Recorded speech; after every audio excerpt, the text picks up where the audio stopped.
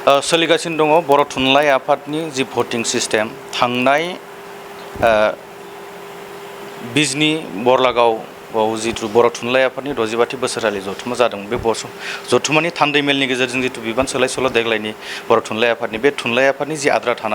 जानानै थानाय बे बिबान बोथोरनि दिनैनि जिथु सोलाय सोल' खालामनाय बे भटिं सिस्टेमनि गेजेरजों इलेक्सननि गेजेरजों बे हाबाफारिया सोलिबाय थादों। उदालगुरि नैबे फरायसालिमानि जि अडिट'रियाम बे अडिट'रियामनि गेजेरजों बे हाबाफारिया सोलिबाय थादों आरो आं बे समाव आङो बर' थुनलाइ आफादनि गाहाय नेहाथारि बै समाव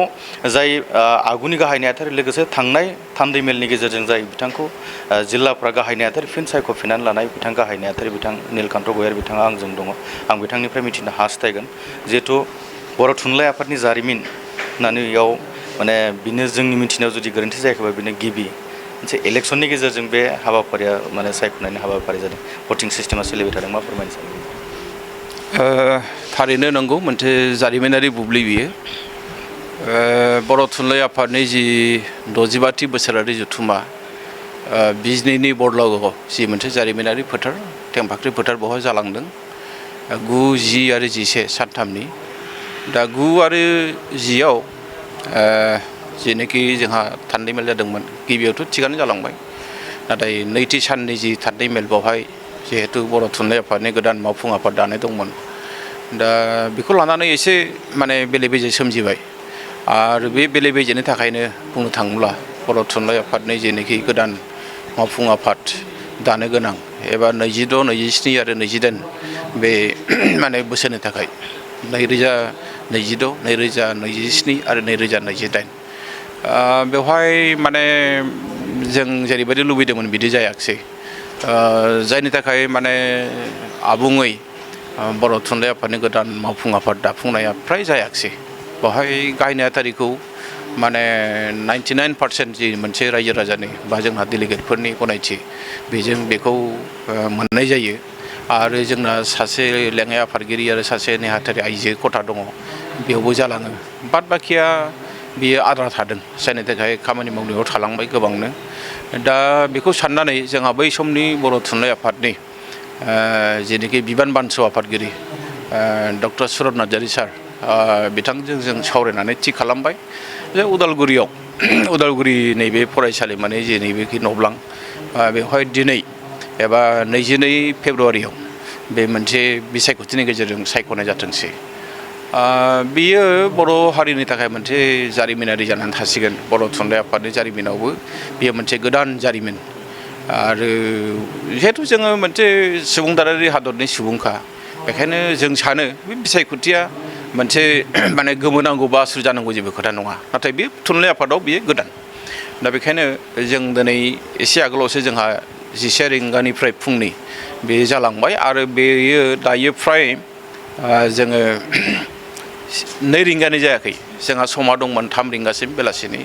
जोङो 1 रिंगा 20 मिनिटावनो फ्राय जोंहा भटिंआ जोब्बाय आरो बेवहाय जोबोरैनो गोजोननाय मोनदों जे जोंहा सारा आसामनि सिङाव थानाय 31 जिल्लाफोरनि गेजेराव 29आव फैबाय, 2आ फैयाखिसै, सराइदेव आरो नगाव बिथांमोना सौफैयाखिसै। आरो बिनि अनगायैबो जोंहा जेनोखि लोब्बा आफादफोर दङ बर' थुनलाइ आफादनि गासैबो फैजोबदों आरो जोंहा मेघालयनिफ्राय फैदों, जोंहा सोनाब बंगनिफ्राय फैदों, दिल्लीनिफ्राय फैदों। दा बेखौ नायोब्ला जोंनि जि मोनसे साननाय बर' थुनलाइ आफादनि जि गोदान मावफुं आफादनि जि बिबानखौ दिनै बे बिसायख'थिनि गेजेरजों दाथ' बे बाकसाव थाहैबाय, दसे उनाव बेखौबो सानबावसिगोन, नोंथांमोना बेखौ आधा घन्टानि गेजेरावनो रिजाल्टखौ मोनजोबसिगोन। आरो आं सानो जे दुलाराय बर' फिसाफ्रानो दिनै बयबो आसा खालामनानै दङ, नेनानै दङ जे बर' थुनलाइ आफादनि बिसायख'थिया मा रोखोम जागोन, गोदान आफादगिरिया सोर जागोन, लेङाइ आफादगिरिफ्रा सोर जागोन, नेहाथारिफ्रा सोर जागोन, रांगिरिया सोर जागोन, बयबो साननानै दङ। बर' थुनलाइ आफादा बर' हारिनि मोनसे माहारि आफाद हिसाबै बियो मोनसे गोदान मोनसे आसा, मोनसे मिजिं निस्सय होनो हागोन। बर' हारिया जिहेतु माहारि आफादनि सायाव गोबां सोनारो, दुलाराय बर' फरायसायानो होन, बर' थुनलाइ आफादानो होन, आइजो अनसाय आफादानो होन, हारिमु आफादानो होन बा फोरोंगिरि आफादानो होन, आरो गासैखौबो लानानै जों हारिखौ दानायनि जों खामानिखौ मावगोन। गोदान गोसो, गोदान बोलो, गोदान थुलुंगा, बेनि गेजेरजों जों हारिखौ लांनांगोन। जोंनि राव थुनलाइ, जोंनि हारिनि जेनोखि थामोनथा, जोंनि हारिनि सिनायथि, बेनि थाखाय मावनांगौआ जोबा। आरो जोंनि बर' हारि बायदि मोनसे जाखांफुनाय मोनसे हारि जाय हारिया दिनै गावखौनो मास्टारेस दानो थाखाय जों नाजादों बेबायदि हारियाव खामानि मावनांगौआ जोबा बेखायनो दिनै जुदि बेयो जोंहा रिजाल्टखौ मोनोब्ला जोङो फाइनाल मोनसे फिथाइखौ जों मोनसिगोन दसे उनावनो आरो जोङो गोदान गोसो लानानै जों खामानि मावनो आवगायगोन जा मोनसे जारिमिनारि बुब्लि बियो उदालगुरि कलेजाबो मोनसे जारिमिनारि मोनसे थावनि जानानै थासिगोन मानोना नोंथांमोननो आं दिनै बुंनो लुबैदों 2008 मायथाइयाव जेब्लानाखि दतमायाव बर' थुनलाइ आफादनि जथुम्माया माने फेलें जादोंमोन बेयावबो बिबानखौ लानानै नांलाय खमलाय जादोंमोन जों उदालगुरियाव खुंना हरदों रौतायाव आरो बै समाव आङो उदालगुरि जिल्लानि गावनो नेहाथारिमोन दिनै जोङो बिजनियाव जिनोखि दानो हायै नैबे हाबाफारिखौबो गोबां जोंनि गेजेराव मोनसे माखासे खौरां फैदों जे जागोन जाया मोनसे एनजाइटिनि गेजेरजों जों सम बारहोदों नाथाय बेनि गेजेरावदि बिराद मोजाङै जालांबाय आं बेखायनो सानो जे जि जायगायाव गुबुना माइखौ खुंनो हाया बेखौ उदालगुरियाव गोजोनै जों खुंनानै हरनो हायो बेखायनो जोंहा सन्देह गैखायामोन नाथाय जोंखौ सोरबाया एसे सन्देह खालामहोदोंमोन जे जाफुंगोन ना जाफुङा जों जाफुंनो होआ बे रोखोमनि मेसेज जोंनावबो फैदोंमोन नाथाय जोङो बिराद मोजाङै आब्रुथि डिसिप्लिनै जों दिनै बेखौ फोजोबनो हाबाय होननानै आं बुंदों जोंहा साननायानो एसे बाखि दंबावो जों बे समखौबो एसे सम नेथ'नानै दुलाराय बर' फिसाफोरनो जों दिनै बे मेसेजखौ होगोन सरासनस्रायै बेबायदि थासारिया सोमजिया नाथाय थांनाय जिथु थान्दैमोन बर' थुनलाइ आफादनि बेयाव गाहाय नेहाथारनि माने 99% सापर्ट खालामबाय गासैबो जायगा नाथाय जोंहा गाहाय आफादगिरि बिथांनि खेथ्रआवबो नांथाना थाबाय गुबुन बिबानगिरिफ्रा नांथाना थाबाय बेयाव मा माने हाबनानै दं मानि थाखाय बिदि जानायनि मोनसे माबा गोबां जाहोन थानो हागौ ओरैबो जानो हागौ जे आथिखाल बर' थुनलाइ आफादनि जेनोखि दाथ' आं गावखौनो बुंनो हायो आं दिनै बर' थुनलाइ आफादनि गोदान गाहाय नेहाथारि माने जाफिनबाय आगोलावबो आं गाहाय नेहाथारिमोन आंनि मावनायखौ नुनानै जोंना जिल्लाफ्रा बयबो आंनो भट होदों मोनथाम मोनब्रैसोनि अनगायै बा बिथांमोना आंखौ माने सापर्ट खालामदों थांनाय मेलावनो आरो एसे जिहेतु खेलिमेलि जाबाय आफादगिरिया जायाखिसै दिनै आफादगिरियाबो जोबलांसिगोन आरो बै समाव जुदि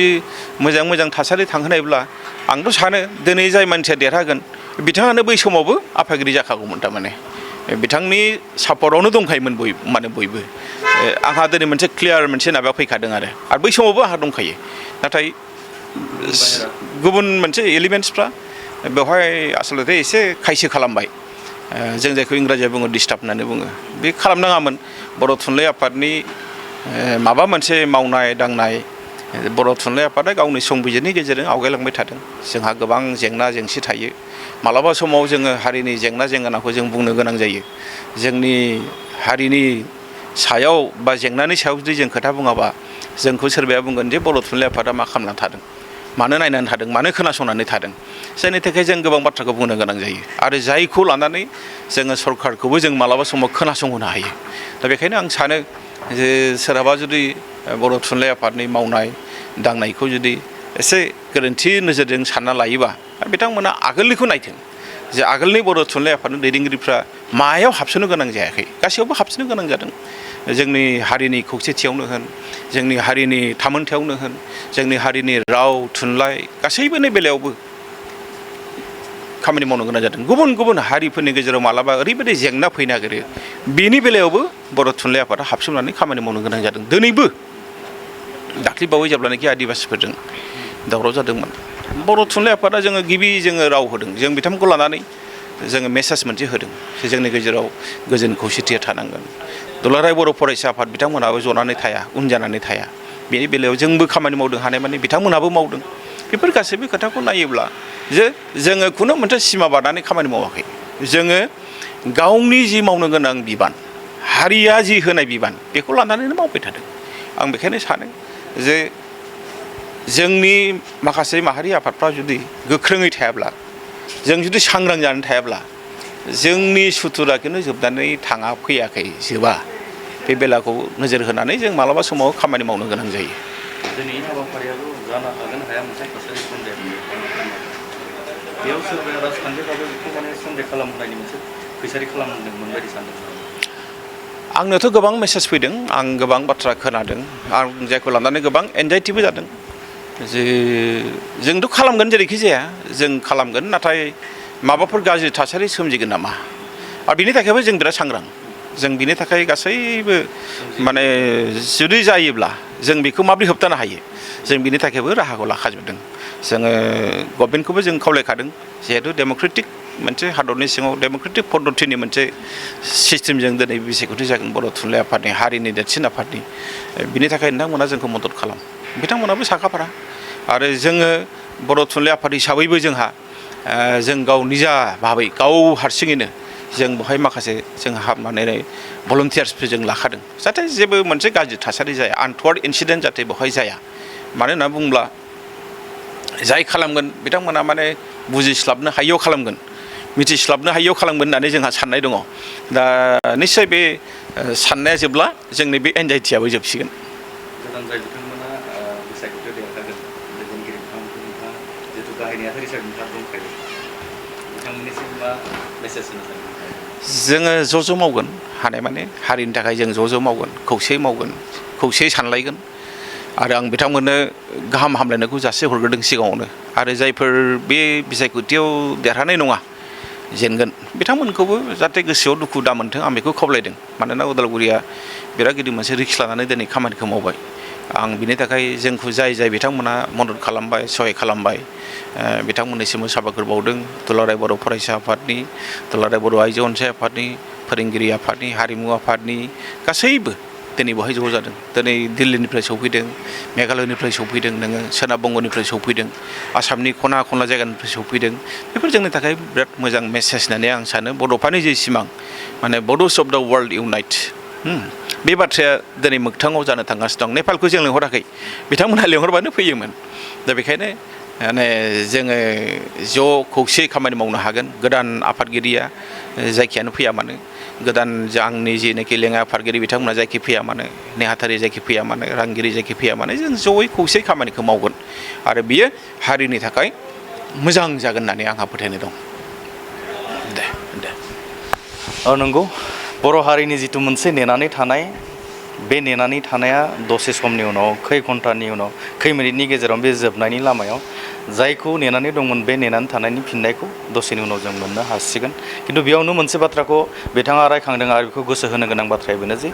गुबुन जिल्लाफोराव सिगांनि समफोरावबो जेसेबांखिनि दाङाबाजि जादोंमोन बै दाङाबाजिनिफ्राय उदालगुरि जिल्लाया बेखौ गोजोनै खुंनानै हरनानै जाफुंसार होनायनि मोनसे रेकर्ड दङ होननानै दिनै नैथि खेब होननानै बिथाङा फोरमायदों आरो बियो बास्तब होननानै बिथाङा फोरमायदों दा उदालगुरिनिफ्रायनो बे फिननायखौ जों दसेनि उनाव मोनगोन बेखौ आसा खालामनानै उदालगुरिनिफ्राय सुकुराम बर' बड'लेण्ड बुब्लि